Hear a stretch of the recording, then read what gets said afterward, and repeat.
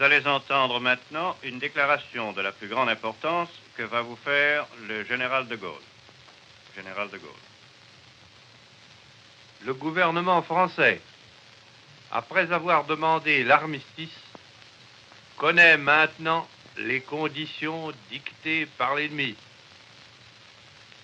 Il résulte de ces conditions que les forces françaises de terre, de mer et de l'air seraient entièrement démobilisées, que nos armes seraient livrées, que le territoire français serait totalement occupé et que le gouvernement français tomberait sous la dépendance de l'Allemagne et de l'Italie.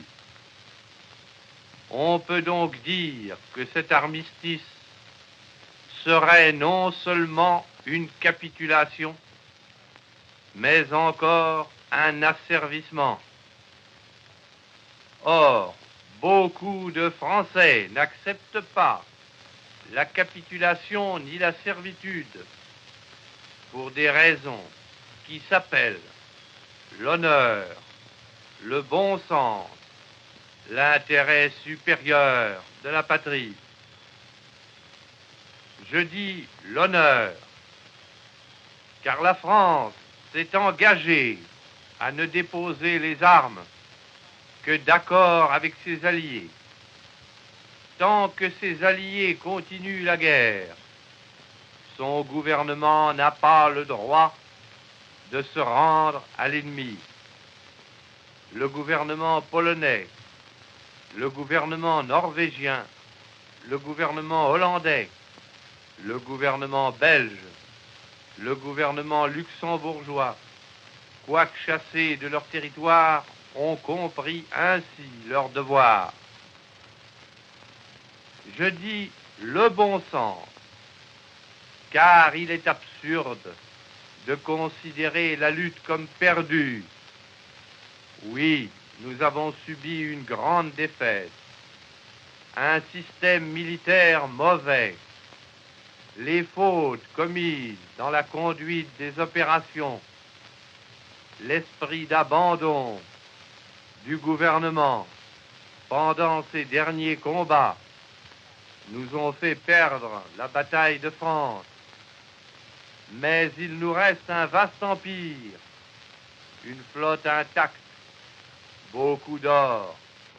Il nous reste des alliés dont les ressources sont immenses et qui dominent les mers. Il nous reste les gigantesques possibilités de l'industrie américaine, les mêmes conditions de la guerre qui nous ont fait battre par 5000 avions et 6000 chars peuvent nous donner demain la victoire par 20 000 chars et 20 000 avions.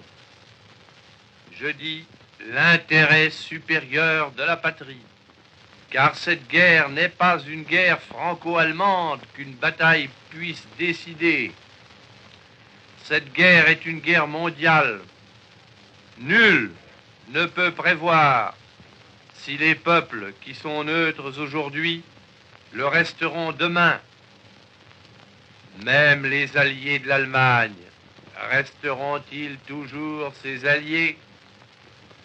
Si les forces de la liberté triomphent finalement de celles de la servitude, quel serait le destin d'une France qui se serait soumise à l'ennemi? L'honneur, le bon sens, l'intérêt supérieur de la patrie commandent à tous les Français libres de continuer le combat là où ils seront et comme ils pourront. Il est par conséquent nécessaire de grouper partout où cela se peut une force française aussi grande que possible. Tout ce qui peut être réuni en fait d'éléments militaires français et de capacités françaises de production d'armement doit être organisé partout où il y en a. Moi, général de Gaulle, j'entreprends ici, en Angleterre, cette tâche nationale. J'invite tous les militaires français des armées de terre, de mer et de l'air. J'invite les ingénieurs et les ouvriers français spécialistes de l'armement qui se trouvent en territoire britannique ou qui pourraient y parvenir à se réunir à moi. J'invite les chefs, les soldats, les marins, les aviateurs des forces françaises de terre, de mer, de l'air, où qu'ils se trouvent actuellement, à se mettre en rapport avec moi. J'invite tous les Français qui veulent rester libres à m'écouter et à me suivre. Vive la France, libre, dans l'honneur et dans l'indépendance.